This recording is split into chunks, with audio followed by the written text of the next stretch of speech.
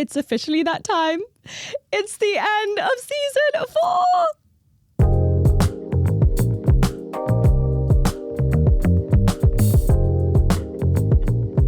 Welcome back to Self-Obsessed. I'm sat down today to give you all a solo episode as we are officially wrapping up the season. And in true Self-Obsessed fashion, I am bringing you the 10 laws of self-obsession. If you're new here, this is always the season finale episode of every season we've done. We always have episode 10 as the 10 laws, basically summarizing all 10 lessons that we learnt throughout the season, bringing it all together, chatting it through, so you have a really nice summary along with one new additional lesson. This season was truly amazing. It was my first time sitting down interviewing guests in person in the studio on video. It was wild. Like, there was so much growth for me in doing season 4. I remember the first ever guest interview I ever did was with Fernanda, and I was so nervous all week. I didn't know if I had it in me. I just feel like interviewing other people in person is a whole other skill set. So your girl was scared and she was not ready. But if there's anything I've learned on my journey to becoming self-obsessed and growing into my best self, it's doing things before you're ready for them. It's throwing yourself in the deep end and figuring it out along the way. And that's definitely what I did. And by the end, when I was finally recording with Jade, who was my last guest, I just had the most amazing experience. I felt confident going into it. And honestly, all that really shows you is confidence always comes with experience. There's definitely one huge lesson I've learned just from filming this season. I'm super, super excited to see you all for season 5.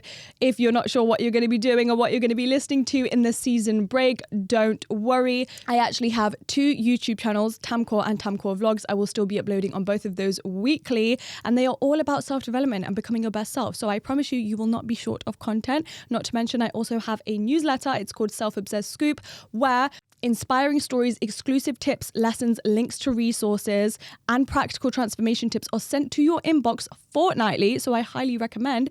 And we also have the Self-Obsessed Instagram, which we will still be posting on. And you can also keep up with the announcement for when season 5 of Self-Obsessed will be coming out. And also, I'd like to give a huge thank you to my favorite platform, Shopify, for sponsoring this episode. If you guys didn't know, I also just brought out the Self-Obsessed Journal. Yes, I did. If you didn't know, and if you love the Self-Obsessed podcast, then I highly recommend you guys check it out. It will also be linked below in the description. Right, without further ado, let's get into it. The first law of self-obsession, which is all about how to get over your fear of missing out, also known as turning FOMO into JOMO. If you don't know what JOMO is, it's finding the joy of missing out, which I absolutely loved. As a teenager, I used to suffer with FOMO so much, as I know so many people do. And you know what? You can't blame yourself for feeling FOMO. With social media throwing so many idealized depictions of what life should be and being exposed to thousands of people's lifestyles and what they are doing, you can't help but compare yourself. You can't help but think, should I be there? Should I be doing that? But that is false, because once you embrace JOMO, your life is going to be more enjoyable than ever. Because the true self-obsessed girlies only embrace JOMO because it's all about embracing the own pace of your life and all of the unique gifts you have been given. Whereas FOMO thrives when you are seeking external validation, when you are not being present in living your own life and extracting all of the juiciness and joy you possibly could out of it, because instead you're comparing yourself to what everybody else is doing and assuming that other people are on the pedestal and other people have got it better than you, which we already know is so far from the truth. FOMO comes from uncertainty, but JOMO is all about trusting in your journey, knowing that everything you would ever want is on its way to you in a unique pace and in a unique way that is best tailored to your unique needs and your unique life path. Because with JOMO, once you trust yourself, which then means you embrace every single decision you make with certainty, you know that every single thing you want, every single place where you are, what you've been given at this moment in time, all serves a specific purpose. You are always going to feel joyful in missing out on what everybody else is doing, because you know that reality was never meant for you. And you have so much trust and so much certainty that at the end of the day, you are always prioritizing what feels right for you and what aligns to you and your needs. One of the biggest lessons I've ever learned is while I was so busy getting FOMO because I wasn't at all of the cool high school parties when I was in school, and I didn't have the friendships and I didn't have the social plans that all the other kids at my school had on the weekends, I was at home, I was learning how to edit We're talking 10 years ago. Do you think I knew that my entire career was going to be centered around editing? I literally ended up being a full-time YouTuber. And if I was at those parties and if I had all of those friends and if my time was spent differently, I wouldn't have learned such a valuable skill set, which put me years ahead in getting myself the creative career that I'd always dreamt of. Everything serves a purpose. Even though I wasn't happy with my life then, I effing should have been. I should have been so joyful in missing out, knowing I'm literally creating the life of my dreams by not being where those people are. Just like with launching the Self-Obsessed Journal in December, I had to miss out on a lot of Christmas events and Christmas activities. I kid you not, I was literally staying up till 4 a.m. some nights doing all of the work for the journal. And I'm so glad I did it because now I've literally made something I'm so proud of. And having put that out, it's going to teach me so much and take me on a whole new journey, which is going to get me to the most ideal version of myself who has always been a businesswoman. If I compare myself to people who are partying and had an entirely different mindset and goal for their life, I would literally be throwing away everything I've ever wanted for what somebody else's life path is. It literally makes no sense. But speaking of my journal, I actually used the commerce platform Shopify to build it. Shopify is making commerce better for everyone by powering the next generation of entrepreneurs, the biggest brands, and everyone in between. And my favorite thing about Shopify is that they remove the resistance between you having an idea and actually actioning it because they have all the right tools built right within their platform to be able to help you progress on your journey. Just take their email marketing, for example. You could look like a pro with your email marketing campaigns. And that's all thanks to their built-in tools like Shopify Inbox and Shopify Email. Not to mention, Shopify makes selling across the border so easy. As a social media content creator with millions of women following me from all different parts of the globe, it was super important to me that I would be able to get the Self-Obsessed Journal out to each and every one of you. And Shopify has made this process for me of all of my research kind of the least complicated. They've done this with managed markets, which removes all of the barriers and all of the resistance to bringing your product all over the globe with local payment methods, duties or tax compliance options, and so much more. If you've always wanted to start a side hustle, explore your creative passions, or just see if running a business is right for you, then definitely sign up to Shopify to try it out. Because I have a link in my description that's going to get you a free trial on Shopify. It's shopify.com/self-obsessed. Again, that's shopify.com/selfobsessed. The second law of self-obsession is all about mastering your self-care routine. I feel like this is something that is all over social media at all times, but a lot of people can be very confused about the actual definition of it and how to apply it practically into your life.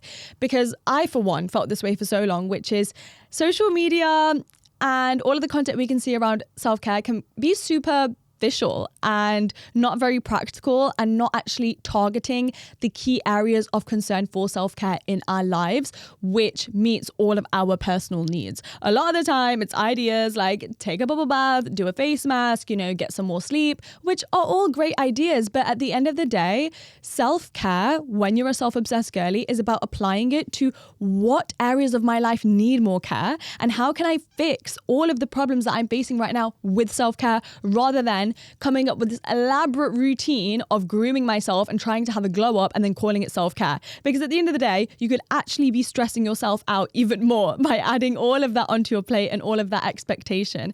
I think self-care is often very overlooked from the busy girlies, and I can really, really relate. As somebody who's super work driven, I didn't ever really think I had time for self-care until I learned that self-care doesn't need to be this whole entire ritual. Sometimes it's just about the way that you perceive things or go about things that are already in your regular routine and to-do list. So even when you're on the commute to work, it's maybe about listening to high frequency healing music on the way rather than music that's going to stress you out or social media. Sometimes it's about doing your exercise and listening to a podcast because you're feeling like you want to learn things, but you're always stressed out that you don't have the time. So you're making the time by habit stacking. Even maybe you're at school or at university and you're surrounded by people you don't really like. It's about shifting your mindset and changing the way that you're perceiving those moments so that they don't bother you and make you hold resentment or any negative emotions that are then going to affect you for the rest of the day. It's those little choices you make in the regular life you are living that are classed as self-care. You don't need to incorporate any more hours of your day to doing more tasks to be a happier, more cared, nourished version of yourself. The third law of self-obsession is to focus on your healing journey. I truly feel like this is the root of everything. You could implement all of the self-development in the world. You can read the books, do the podcasts. But if you have had certain experiences, traumas, mindset shifts, you've been conditioned to feel, think, or live in a certain way, and you're not working on that, it doesn't matter how much content you consume. It doesn't matter how much change you try to make. If you are not dealing with the core experiences that have shaped you and could potentially be holding you back or even causing you to self-sabotage, you are always going to be limited in the amount of progress that you can make in transforming yourself and living your best life. And so to truly heal, it all starts with learning when to let go. Letting go is what creates new spaces for new opportunities, new people to enter, new lessons. And I know letting go to be so important. A really practical way of doing it is to journal about it. At the end of every single week, you should be writing down, like doing a brain dump of everything that you saw that week, everything that you thought, what's been holding you back, any experiences you had. If you want to take it a step further, I highly recommend you doing it right before you sleep. It's actually a proven method that by brain dumping, you're actually going to get a much better night's sleep. But when I was designing the Self-Obsessed Growth Journal, every 7 entries, you get a double-page spread called the Let It Go pages, because I know how important it is to be able to get further on your journey. You need to pause, reflect, dump everything out. So then you are starting on a fresh page without anything holding you back, so that you can truly give yourself the best shot at self-transformation. On top of letting things go, being honest with yourself about your thoughts, about your behavior is so important, because you need to have built up enough self-awareness and have done enough shadow work to understand all of the little parts of you and your subconscious that may be holding you back or causing you to make certain decisions that aren't actually in your best interest. Because once you understand how your mind works and what your tendencies are, that's when you can truly make significant change on yourself to do better. It's also really important to say here that healing is a gradual process. It's not an instant result, and it most definitely is not linear. I know healing is such a difficult process, and it takes a lot of courage and bravery and self-love to even choose to embark on that journey with every other thing that we have to deal with in life. So it's really important to hold compassion for yourself throughout it, because there are going to be so many times where you think that you are doing amazing, you're feeling great, you're on top of the world, you've overcome so much, and then a dip comes. And that's what the healing journey looks like. It's up, down, up, down, up, down. And you have to go through enough up and downs to get to the end. But that's the thing. You can't always be so results driven and focused on the end, because you're going to miss out on all of the opportunities for learning and growing in the now if you are not present with them. Do not beat yourself up for making mistakes on your healing journey, for taking 1 step forward and then 3 steps backwards, because it is completely normal. And it's actually in sitting with yourself in all of the mistakes you're making and all of the steps backwards you're taking, and then choosing and making new decisions on how you're going to respond to yourself when things don't go your way. It's when you haven't done your routine for a week straight. How are you talking to yourself? That's where the healing happens, because once you start being kinder to yourself, once you start showing yourself a little bit more compassion, that's where the self-love grows, and that's where the healing begins. The fourth law of self-obsession is all about setting boundaries, something that we know is so important in taking back our power and our confidence and living a life that serves us and that we are in control of, rather than letting everybody else out here walk all over us to get exactly what they need and fill their cup and then drain us in the process. No, thank you. We are not doing that in 2025. We always talk about setting boundaries with others, but I think self-boundaries are the key to everything, because when it comes to boundaries with others, you cannot control their actions. You can simply state what your values are and what you're going to stand for, and then what the consequences of them repeatedly disrespecting you or doing that action is. But when it comes to ourselves, we're in the driver's seat of our own lives. We can actually control the outcome and the action. Because when you're setting a boundary with yourself, like, I'm going to start doing my work and I need to stop procrastinating and not taking control of my time. Once you learn to respect your own boundary and show up for yourself in the way that you wish to, you're really going to be able to notice when other people aren't respecting your boundaries. It's just like self-love. Like when you start buying yourself flowers and taking yourself on dates, you are never going to settle for behavior that's any less than that, because you are already giving yourself the world. When it comes to setting healthy boundaries with other people, it's all about changing and setting what you are allowing into your life, rather than the need to try and control other people. Remember that boundaries are for yourself. They are never about the other person. It's not about punishing them or controlling them. It's about teaching other people how to treat you so that you can create the most aligned and meaningful relationships. And then when it comes to especially people you have to see every single day, and maybe you don't necessarily want a friendship with them, it's about ensuring that you are in control of your experience every single day because you are communicating what you do and do not like. And when we are setting boundaries, the self-obsessed girlies do not engage in boundary guilt. We know that we can only feel guilty about setting boundaries because we have been conditioned to put other people first. So we feel shame and we feel unusual and uncomfortable when it comes to putting our own needs first. It feels selfish and it feels rude. But the truth of the matter is there is nothing rude about communicating to somebody how they have hurt you or disrespected you. And there is absolutely no need to sit back and question whether your feeling or thought or emotion is valid before you feel the need to communicate it. The fact that you feel that way, the fact that somebody has made you feel uncomfortable is enough validation that you are then okay to tell them, hey, actually, this doesn't sit right with me. You are completely within your rights to do that, and there is nothing bad or wrong about it. And always remember, even if somebody has a negative reaction to your boundaries, remember just the process and action of setting a boundary is acting as a filter for who is and is not meant in your life. If it means that people are not going to like you and they are going to walk away, great. They were clearly never meant for you in the first place.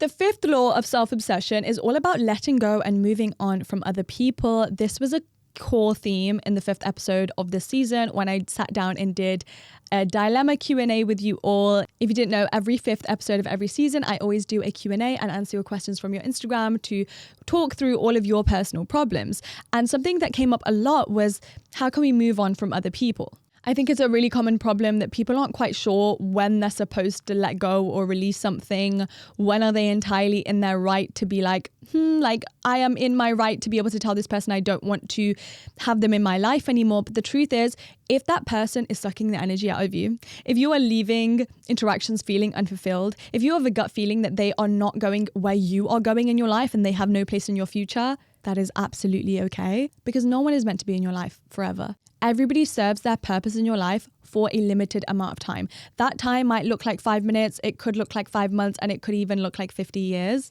But do not try to extend that time and therefore shoot yourself in the foot because you are holding yourself back from all of the new opportunities, places, and people you could discover by allowing that door to close so that you can instead open a new one. And let's not forget that it's not about punishing the other person, because while you cut them off and while they lose you in their lives, their new doors are opening too. And they are now on a whole new unique path and journey. It's not just you. And so even if they are upset and angry, they are about to go on an amazing journey of their own. And if you feel like somebody is not meant to be in your life, I promise you that feeling is arising for a reason. It's not just there because you're bored or you don't know how to keep a friendship for a long time. If something does not serve you, please get more confident and courageous in letting it go. The 6th law of self-obsession was all about making the new year your best one yet. How fitting now that we're in January. I know that there's so much advice and so many steps out there on how you can make the new year your best possible one yet, like starting new habits, setting goals, cutting certain things out, starting a new routine. You girlies already know that. You're all self-obsessed. I know you've been putting in the work, so I'm not going to repeat any of that. But instead, I want to focus on energy, which I think is such a core part of taking control of your life and truly ensuring that this year is going to be the best year of your life. Because once your energy, more specifically, your emotional energy, is in the right place, that is truly when you are going to make such huge shifts in the person that you are becoming and the lifestyle that you are adopting. I can't tell you the amazing changes and just magic that has been brought into my life because I started identifying with the future version of myself, but most importantly, started bringing in the emotion that I was desiring from my future ideal life into the present moment. Because you have to realize everything you want because of a specific emotion that comes with it. For example, if your biggest 2025 goal is, I want to make more money. You want to make more money, not because you want more money in your pocket, but because you want the emotion that comes with having that level of wealth and abundance, which is safety, comfort, freedom, abundance, no worry in being able to buy whatever you want, right? So if you know those are all the emotions you are craving, but you are not feeling them now, how are you ever going to close the gap between where you're at now and where you are at in the future? The only reason you are ever going to get to that future version of yourself is because who you are now started making the change. And it's super easy to do. It's about, even when you're making smaller purchases in your current reality, even if it's getting a little coffee, even if it's taking the bus on your way to work or school, it's about feeling abundant in that. It's about feeling comfortable and safe and knowing that life is going to work out. The seventh law of self-obsession is that being humble is holding you back, sis. I know that this is such a controversial one, but it's one that I am so passionate about. And I was so glad I did an episode on this for season 4 of Self-Obsessed. I've made videos on this before. I think being humble is dumb AF, okay? If you look it up in the dictionary, the literal definition of it is being humble means having a low sense of your own importance. I'm sorry, what? I know. Being kind is important. Being compassionate to others is important. Not being arrogant. We are not about that. Being humble means not even being aware of your own worth. No, thank you. Especially when you are a career girly. You are trying to self-promote. You are trying to get ahead in the workplace, in your career, even on social media. Nobody is going to give an F about you on social media until you start speaking loudly, okay, at a very large volume about what you do and who you are and what you're going to bring to the table. That is what catches people's attention. And when you are so concerned about fitting in a small box and being humble and making other people feel more comfortable, you are doing a huge disservice to yourself. You are acting so quietly that no one is ever going to hear you. We cannot wait for life to notice the hard work we've put in, because guess what? Everyone's putting in hard work.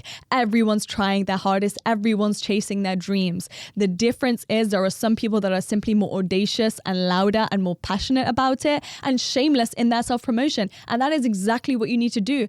And I know that promoting yourself and speaking highly of yourself and even speaking about your achievements and learning not to downplay them, which I know is the more comfortable thing, can feel so scary. But the key to that is to let go of judgment and to stop trying to guess what other people's perception of you is going to be, right? Like if you are talking down on what you've done or you are missing out certain details because you don't want to come across like you're bragging, you have no idea how that person's going to respond. What if they respond so positively at what you've done? What if some of the details of your achievements inspires them so much or brings up ideas of people they know that they could then connect you with, which then makes waves in where you're going to be and your career? You don't know when the next opportunity is going to be hitting up on your door.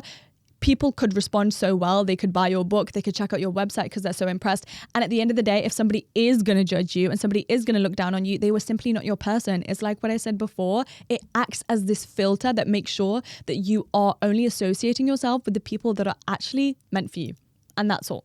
The 8th law of being self-obsessed was all about fixing our insides, aka healing our gut health. I've been so obsessed with this for the longest time, ever since I've seen it on social media. And I think so much of the time we're told, you need to look a certain way, you need to have this weight, you need to go to the gym and work out in this way. No. Once you fix what's going on the inside, you are going to glow differently on the outside. When it comes to gut health, I think there's a lot of confusion. And while it does have a lot to do with the digestive system, we have to remember that the gut and the brain are connected, and that the state that your gut health is in can affect so many different things. It can affect your stress, it can affect your skin, it can affect your hormonal balance. So when we're thinking of the key things that we need to take into account when we're trying to be our healthiest selves and make sure that our gut health is just in the best condition possible, we need to be getting our 8 hours of sleep every single night. We need to be taking our probiotics, and we need to be taking our Super 6. When I sat down with Dr. Megan Rossi for the 8th episode of Self-Obsessed, I just learned so much from her about healing your gut health, and it's honestly really influenced the way that I look at my meals every day. She just gave so much practical insight, so I highly recommend you guys go back and listen to that episode if you haven't. But basically the Super 6 are all of the different food groups that you should be incorporating onto your plate with every single meal. So obviously we have our veggies and our fruits, but one that she said was your legumes, so your beans, your chickpeas, your lentils, which I definitely don't eat enough of. So it's about introducing all of these different foods in our diet, which is really going to benefit all of the bacteria in our gut, which will just help us be our healthiest, most thriving selves. Because once your gut health is good, your skin is good, your hormones are good, it even affects your sleep quality. So your life is actually going to feel a hell of a lot better. The 9th law of self-obsession is all about creating your own happiness and learning how to romanticize your life. In the 9th episode of this season, I sat down with the wonderful Jade. I loved talking to her. She has coined this concept called casual magic, which is so inspiring. And it's essentially a branch off of romanticizing your life. Romanticizing your life is all about feeling like the main character, thinking like you're in a movie, which I personally love. But casual magic is so much more easy and practical and accessible no matter what your circumstances are, because it's not necessarily about romanticizing living in a big city and feeling like, you're doing it for the plot and all of these things. Because truth of the matter is, if you're in school and you're studying or you're in a job that you don't quite like, it's really hard to try and be Delulu and think those things, right? So casual magic is about actually just seeing your reality for what it is and looking around at all of the things that you can be grateful for, to truly create and take control of your happiness each day rather than waiting for the big, huge things in life to give you happiness. Because let me tell you, I, for one, am sick of the narrative that your wedding is the best day of your life. Hate it. Ugh. Like, literally hate it. I love marriage. I can't wait to get married, but I refuse to believe that that is the best day of my life and then literally what happens next? No, thank you. I want every single day of my life to get a little bit better than the one before, because guess what? You go into every single day more informed on how to live your life and more informed on who you are than you were the day previously. Why wouldn't every single day of your life get better because of that? And that's what I love. I think every single day should have the capacity to be just as magical as all of the big, beautiful milestones in life, like a graduation or a job promotion, because it's all in your control. When it comes to romanticizing your life and finding your own casual magic, I think it's really nice to have a sort of menu to select little casual magic moments to incorporate into your day when you're feeling like this day is going to be stressful. I do not know how I'm going to get through it. This is personally what I like to do. I kind of have like a go-to list in my head. So I always like to incorporate something that brings back the magic into my day and brings back some happiness, whether it's going for a short stroll. Always, every day without fail, I always have some sassy music playing in the morning and I dance around. Honestly, it's Gwen Stefani at the moment that's really been getting me through. Like when I was walking to the podcast studio today, guys, it's 7 p.m. I'm hungry, I'm tired, and I've been working and filming all day.